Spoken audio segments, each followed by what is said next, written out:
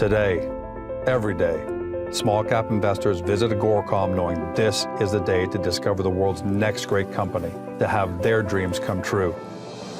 That's why I take to the open road, to find them, to tell their stories, to engage them, to bring them to life, because they want to connect with you from your office, your phone, your home, anywhere.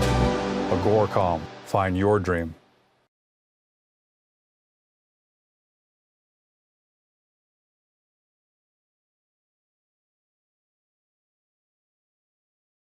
Welcome to Beyond the Press Release, a production of AgoraComm, in which we take the time to speak to small cap executives right after recent important news. With us today, I'm happy to have for the first time Etienne Grima. He's Chief Executive Officer at CardioComm Solutions. The company trades on the TSX Venture Exchange under the stock symbol EKG. Now, CardioComm is in that unique position where it's going to be a new story to a lot of AgoraComm viewers, but it's going to be a very familiar story to a lot of CardioComm investors that have either current investors or previous investors. But for those of you who are new to the story, a quick summary. CardioComm is a leading global provider of consumer heart monitoring and electrocardiogram solutions, as well as on the medical institutional side. In a nutshell, it allows for the availability to remotely monitor electrocardiograms of patients. That's just the basic explanation, and Etienne will give us more than just lip service. The company has a 20-year history of licensing technologies to hospitals, physicians, remote patient monitoring platforms, and several other providers. It's been a multiple award winner, especially in the last couple of years, in 2015 and now. And its products are sold in 20 countries, with the largest customer base located in the U.S. The company has clearances from both the European Union, the U.S. via the FDA, and in Canada via Health Canada, so they can sell pretty much anywhere. And the big news that they put out on February 13th was that CardioComm now offers a smartphone-connected, FDA-cleared 12-lead ECG belt under a new co-marketing agreement. Here to talk about that is Etienne. Etienne, welcome to the show. Thank you, George. Glad to be here. Happy to have an opportunity to speak to our shareholders in the market. Hopefully that will start to look at CardioComm as a potential opportunity to invest in. Well, you put out some great news. That February 13th was really big, had a really great reaction from people all around the markets. But before we get into that, I gave people a very basic layman's overview. Could you give us a little more in-depth layman overview of exactly what CardioComm does? Absolutely. We think about a heart being monitored, we think about being in the hospital. That was the traditional way of having your health taken care of. Go to emergency, go to your GP. CardioComm has been providing hospitals a way of monitoring people outside the hospital for a long time. It's called ambulatory ECG monitoring. You're walking around in your daily life and you can have your heart monitored. Devices have changed significantly over 20 years. They've become smaller, easier to wear. Some of them are patches, some of them are shirts. And we've kept pace with these new hardware technologies to connect them with our software so hospitals can use these different ways of making sure people outside the hospital are monitored comfortably, and they keep these devices on, because if they don't feel comfortable, you take them off. And this helps to increase the capacity to monitor a person's health so you can catch problems if they were to happen. This is where we have basically focused on, is making sure people don't have to be in the hospital for competent, reliable, and diagnostic ways of finding problems in their hearts. And that's a great segue into the press release, because that's a smartphone connected 12-lead ECG belt, which I found fascinating. So as a software company, you're adapting to new hardware that people are starting to carry with them. So how big was that news last week? What does it mean for the company in terms of both sales and market recognition? Right. So we're a software technology company, and we specialize in connectivity, communicating between devices and locations that are monitoring people. And the 12-lead ECG is one of those tests that is the hardcore traditional doctor's favorite. And you close your eyes and the image is correct. You're lying down, somebody takes off your shirt, there's wires, there's electrodes, and you're in the hospital, there's a big machine. That's gone now. We partner with innovative companies, and we search high and low to look for these people, to find companies who know what they're doing, who can secure an FDA clearance, so that we can bring these new ways of monitoring people home. So this 12-lead ECG device, you can put it on yourself. Your mother, anybody who uses a smartphone can use this device. It's reliable, very, very high recording quality. And we worked a long time to working with this group in order to get to where we are now, where we have connectivity with their device, we can read their ECGs, we can run it through our workflow. And now hospitals who use our software can have patients take these devices home if they want and monitor themselves with a 12-lead, the gold standard for monitoring your heart health with an ECG. And then nursing homes or people who want to monitor themselves with a more robust monitoring system instead of just a single lead ECG, which is another important player in the market, the handheld devices that we've done a lot of work with. But they can now take a 12-lead, which gives you more assurity and confidence when you're communicating with your doctor. And this is, for me, quite revolutionary. We're very happy to have this partnership with them, and there seems to be quite a lot of interest now in enabling the device to be used on large platforms. And I've got to presume, because it's remote, that I don't have to go back to the hospital necessarily unless there's a problem. I don't have to go back to my physician. I presume it downloads the data onto an app that is then analyzed remotely by either a monitoring station or a physician themselves or the hospital, whatever the case may be? All of that. So we have developed options where you wear a device or you hold a device or it holds you.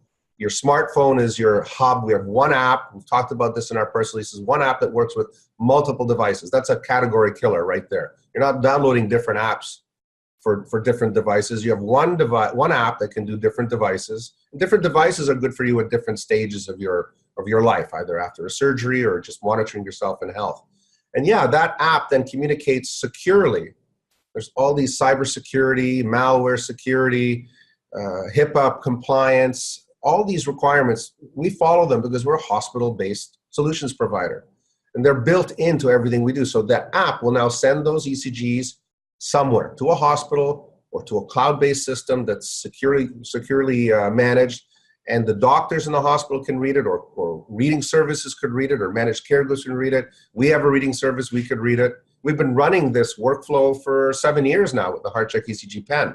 So it simplifies things dramatically, and you don't have to go back to the hospital to get your results. You hopefully now go back to the hospital to get your treatment, the right treatment. I've got to presume also, like all disruptive technology, from a cost point of view, you provide hospitals and like you said, healthcare facilities and all those kind of places with a great solution and a significantly reduced hardware expense, right? Because before you came along with this, like you said, I have to have the big machines, I have to have the nodes, the electrodes, I have to have people who are hooking them up, because I've got ECGs in my life, and it looks like you're almost being hooked up to an auto mechanic. Yeah. So does that, you driving the cost down by removing so much of the hardware side, does that make your software even that much more attractive to your target customer base? Yeah, our customers have liked the fact that the hospital software that we use, so what's sitting out in the back end that collects those ECGs, it works with hospital-grade equipment as well as the devices that are being designed to be used by consumers. One platform, one software that will eventually, with the rest of the R&D work that we're completing, be everything ECG. It'll do consumer-based monitoring or hospital prescribed monitoring easily. Right. You mentioned disruptive. So you imagine a bullseye with rings that are smaller and smaller. So the conventional application of medical technologies are at a bullseye point. They're expensive. You need to be highly trained to know how to use them. You have to have access to either money or good insurance and good hospitals. So the influence, the scope of involvement is very small. And if you could move the use of those technologies out. So let's say the next ring is, I can be in any hospital. The next ring is, I don't have to have a lot of money. The next ring is, I don't need technicians and doctors to run the tests. The next ring is it doesn't require any special education at all. When you're at that periphery, you're now talking about a 12-lead device you can take home, use at home, and with your smartphone connect to a hospital in a cost-effective manner. We've totally disrupted the way that ECG data or cardiac monitoring has been done from inside the hospital with your shirt off to wires to now at home at the convenience, at your own convenience. The founder of CardioComm was started in the 90s. His goal was that you'd be walking down the street and an ambulance would drive up next to you and say, "Hey, George, get in. You're about to have a cardiac event."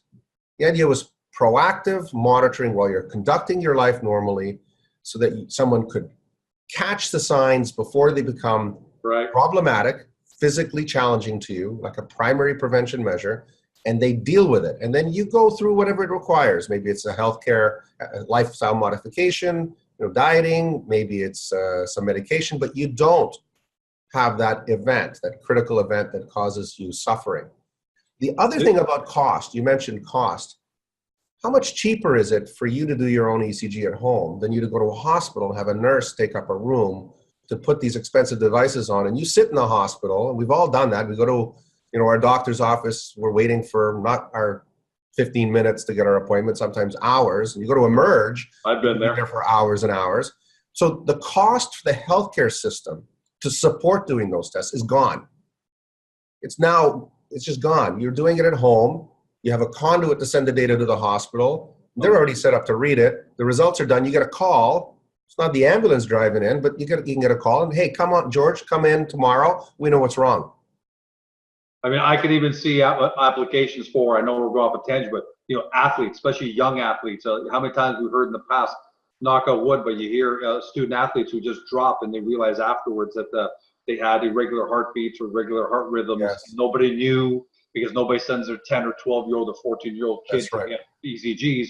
So now you could probably have, teams wearing these, right, and spotting these problems in advance. So unbelievable what you guys have been able to pull off. Even geography, some of the biggest problems with medicine is that not everybody lives around Toronto or New York or a big city. So one of the biggest disadvantages is farther away you are, your quality of health care drops because you just don't have those services. So this even there is and you can live in the city of Toronto and you're a shut-in. You can't get out. Right. It's in the city we have problems. Outside the city we have problems with distance, and then there's financial means. If you don't have, the right amount of income or the right insurance, you have a barrier to accessing a lot of these solutions. When we had that heart check ECG pen cleared, it's still in all the pharmacy, all the Shoppers Drug Marts in Canada. You can just walk up to the counter and buy one. Let's talk about, let me be devil's advocate here for a second. It obviously is a very big market and it has competition in it. So what differentiates CardioComm from a lot of the ECG consumer players that are out there right now? For example, I think Apple, if I'm not mistaken, has incorporated this into their phones or their smartwatches. Into their watch, yes. Into their watch. So how do you beat that? How do you differentiate from that? Right. So kudos to Apple. We came out with the first over-the-counter for consumer ECG clearance 7 years before them. So we're a pioneer. We were the first in North America and in Canada and the United States. AliveCore was sometimes coined as being the first. They used us as their predicate device. So we were 2 years before them on their over-the-counter clearance. These companies are extremely well capitalized, much better capitalized than CardioComm has been. And that's what happens when you're the innovator. People take what you've done and they can then see the applications easier and get the funding easier. So it's great that they're doing it. They're bringing more tools to the consumers to use. Now, we know that not all tools are going to meet the needs that they're intended for.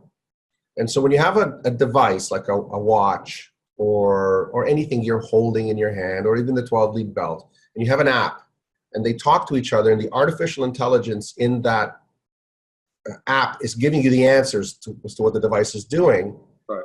The artificial intelligence, I would say, is going to be perfect 100% of the time in ideal situations. But we're moving around. in our life. So if we're in a bus or riding a bike or jogging, our ECG, anything on us monitoring our ECG is not going to be stable. It's going to be noisy. Does that app know enough to figure out that the noisy ECG shouldn't be looked at? Or is it going to try to look at it and give you a reading? So I have a problem, which is not related to my heart health, but it's related to the quality of the ECG. So you need to connect that data to something else. And a human overread is still important. It's still going to take a doctor to diagnose you. You don't go to the hospital, you get scanned, a computer tells you you're going to have a heart surgery.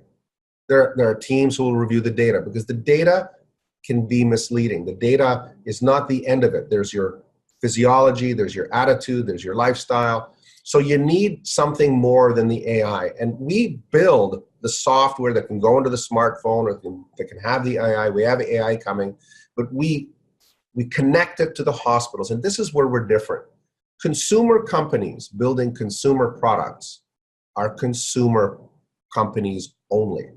Right, so it's more, I've got a smartwatch and I can take a look at it and it gives me some readings, gives me some data, but it kind of stops there. Stops there. The doctor's going to go, okay, let's do some real tests now. That's what they say. They're not going to use they have to trust in the data. And that may come. It may come where the apps and the watches and the phones could be the end of the decision-making process, but we're not there because they're not as 100% reliable under all circumstances. Again, in an ideal situation, a computer looking at data is going to be probably more accurate than 10 doctors looking at the same data point. We are a medical company, 20 years of being a provider to hospitals of medical solutions who've decided to extend this to the consumer market. So when you buy a device from us or you download our app, that app is a simplified version of what the hospital uses. No one else can say that. There isn't another company that can put out a product that is based on what the hospitals use. They mimic it. So for Apple, it's a feature on their watch. For CardioComm, it's your product. You know, that's right. You do, yeah. And that's what I figured, but I had to ask because it's out there. And it's a good question. You know, a lot of people judge the solution by what it looks like when they're buying a piece of hardware. They don't look deeper. And that's okay. You know, nice packaging, nice looking watch. But what's behind it? Does the company, for instance, claim that they're going to own your data and do other things with it? Are you okay with that? So there's lots of things that you have to be aware of when you look at these devices. Are they really intended to collect data that hospitals and doctors will use as part of your diagnosis? Or are they going to collect data to help them develop more AI and make them more powerful and give you suggestions as to what might happen? You know, and you should ask your doctors. Your doctor should say to you whether they are or not going to take the data and believe in it and act on it, because it just means that you're going to have to get the test done again, now using an in-hospital procedure rather than out-of-hospital procedure. So talk about the medical markets. Where do you see, you've got a great product. Obviously, this last press release shows that the market agrees it's a great product, not just you saying it's a great product. And third-party credibility to me is always important. So in the medical markets where you've traditionally been selling software, where do you see the growth opportunities for Canada, the US, and overseas? Is it going to be evenly spread out, or where do you see it mostly coming from? Right. So we have a pretty good customer base in the traditional, again, ambulatory ECG monitoring market, where your doctor says, hey, you need to wear a device for 2 weeks or 30 days. This is what you're going to do, and you're off to the races to do that. We've got new software that's going to deal with holding our position in that market space, software that can deal with larger data sets and that can run on any operating system. Now, we see huge moves now to download patient care into the community. They're called remote patient monitoring platforms or managed care groups or telemedicine platforms and health kiosks. So you don't have to go to Emerge, you don't have to go to the walk-in clinic. And we see that as a massive growth opportunity. These platforms can do video conferencing like you and I are talking. Right. How are you going to know how I'm doing physically? I might have a blood pressure cuff and I'm going to show you the display. Okay, there's some numbers. But the ECG is the most common test done to look at a person's health. And I can't show you on a screen. You have to see the digital image. So on your monitor, you should see my ECG. No one can deliver that. It's difficult to do it because you have so many different types of devices that people might want to use. We are device agnostic. We have all sorts of solutions to address that. And then how is that data represented on your screen? Is it medically credible? Well, we are medically credible. When you see it, if you were Dr. George, you'd see the same software you'd be using inside of a hospital if I was, using one of these expensive devices that gets attached to people versus me sitting in my home using a 12-lead belt, for instance. You're looking at the data identically. So you can make a decision. And the growth into the in-home or managed care environments, the nursing homes, that's going to be very big. And we did a press release on this with a group called Creo Health or Creo Wellness. They're an example of groups that doctors and patient caregivers are joining to amalgamate the management of patients using good tools and facilitate the transfer of information to get a diagnosis to treat these people properly so they don't go to hospital and use those expensive rooms and expensive beds. And only the truly sick would go to the hospital for treatment. And those truly sick, when they're treated, get out faster back into an environment where they're properly managed. And we see this as being an incredible opportunity for us, not just for the ECGs, but we're going to incorporate other biosigns. They're easier for us to do. Okay. And why not extend our envelope under one of the most stringent requirements to get a biosign cleared, which is ECGs. It's simple to bring in glucometry, spirometry, temperature, body weight. All of these things will be, fairly straightforward once we get into those platforms. Canada is changing some rules as to how products are cleared and approved and so on. Does that make life more difficult for you, or does it make it more difficult for your competition and give you a competitive advantage because you are so far ahead of things? Yeah. So there's every cloud has a silver lining, and sometimes every silver lining has a cloud. So we expected the changes to be coming down the pipe from Health Canada on how they treat companies who sell devices in Canada, whether it's software that's cleared as a medical device or hardware. And so we're now cleared. It's called ISO clearance under the Medical Device Single Audit Plan, MDSAP. We received that clearance last June. We did a press release to let people know about it. But companies who don't get the MDSAP clearance will not be allowed to have their products brought into Canada. Why wouldn't they do this? Canada is smaller than the US as far as the medical market goes. So a large American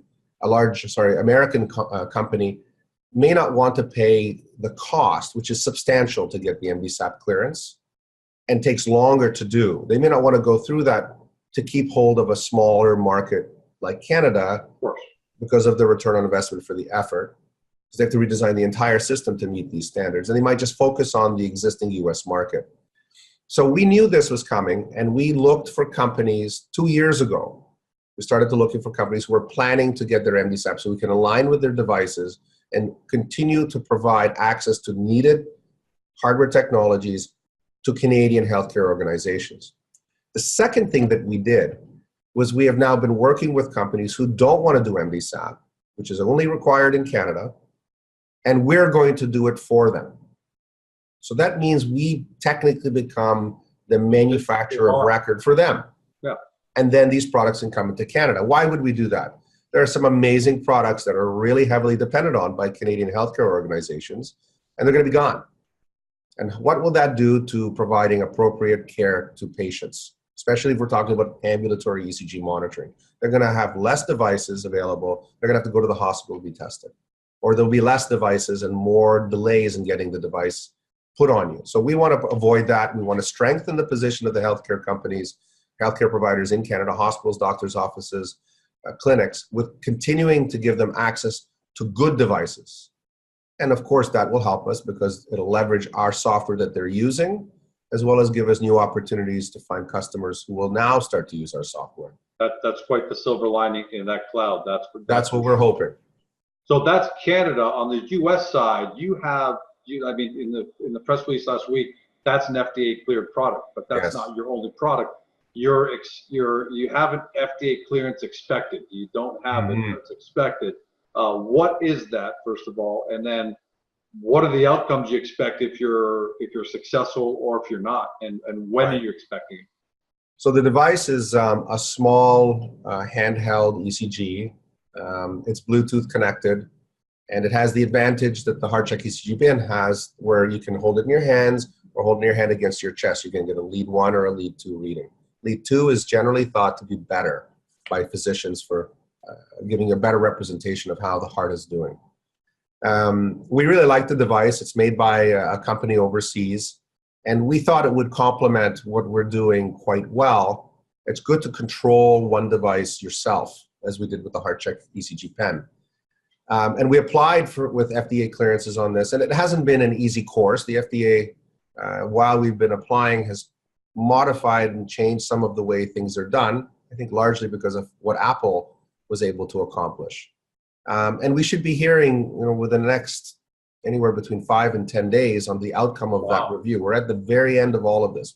We've answered all their questions, done what we can to address their needs. We believe we've done an excellent job in doing so. If we get the clearance, that's great. It gives us another great tool in our chest to apply our technology into the consumer-based ECG monitoring, and it'll then give us a chance to bring this product into Canada, because again, under MDSAP, this may be a problem. We may not get it. Hopefully we do. I mean, that's why we do things like this. We do them to get them. We don't do them not to get them. Sure, but the FDA is the FDA, so they're the FDA, and there have been changes in how the FDA has been getting funded, and there's been changes on staffing, and these things do have a trickle-down effect to companies. And I think it affects smaller companies more than it does companies as large as Apple. But we remain optimistic, because that's why we did all this. But it's not going to be the only device we have. It gives us more flexibility and more strength, a sharper edge to get into the markets we want. But there are going to be other devices that we will bring to market, either under an OEM relationship, like where people put our name on their FDA product, or in partnerships like we've done with this 12-lead belt, which is the easiest route and fastest cycle to success. Find something that's already cleared, that's really good, that isn't quite getting it in our market, and we give them the lift, and we get lifted with it by providing access to our customers. So we really want this FDA clearance. I think the market is looking at good things to happen. The last time we got an FDA clearance, it was good times for many people. And this time around, we are ready. All right, so we're going to probably have you back on here with some good news in 10 to 14 days. I would be very, very pleased to come back on and share some good news. Last question for you.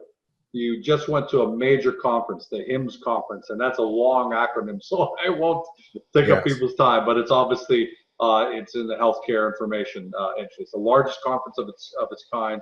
You were there last week. How did that go from you on the biz dev point of view and the kind of contacts you're able to make there? Right. It's a huge conference, incredibly interesting, attended by some of the biggest players in all industries related to hospitals and information management systems, cybersecurity, and attended by some massive firms. We went there last year, actually at an invitation of a multinational organization, to get into some discussions. And, in this business, the wheels turn progressively, but slowly. A cycle time for us is sometimes 2 to 5 years. This, for instance, this 12-lead belt accomplishment took 5 years. Wow. To get to the state. I didn't realize that. 5 years. 5 years from the first time that there was a discussion. So 2 years is pretty average in the medical industry for these sort of relationships to be formed when you're a provider of a technology. And what struck me at the show was the great amount of interest there was from these remote patient groups, patient monitoring groups, in getting ECGs into their platform. And every platform has their own sort of preference. I deal with the active fit people. They don't want to be looking like they're using a medical device where they could be sick. People don't want to have an impression given that they're not well when they're well. So they don't want to wear a belt. But they might want to wear a shirt, a 12-lead shirt, so that HealthWatch 12-lead ECG shirt that we've announced that we're working with might be very useful in the active fit sports health club world. And there's the people who are in nursing homes. They're maybe not bedridden, but they're institution ridden. Someone takes care of them. They would be excellent for a 12-lead belt. And then there's the active seniors, the ones who are not living in a managed care facility, but they're living in a retirement community. And they might want the handheld devices. I want to use this device when I want to use it, when I feel like using it, when I'm golfing or when I'm sitting around reading or when I'm fishing. I have this device, I take a reading, easy to do, same quality regardless of the devices, same software backend, same capacity to have people overread it and give a conclusion, a human interpretation, and move those people through the appropriate therapy algorithm that they need to be dealt with for their particular disorder. But more importantly, every platform has an option as to what they want. They've got a smorgasbord of devices that they could pick from because of us. One device, one app, one medical device, one app on a phone, multiple choices. And they were quite intrigued by this, and I'm expecting, we'll continue to be talking to these companies over the next months. And just like we did when we went to Japan, there's been questions about came from Japan. Things move very slowly overseas, but there were some very interesting relationships made with device companies and potential partners. And we continue to learn what each individual group wants as a flavor or a color for their type of platform offering, and we can accommodate that.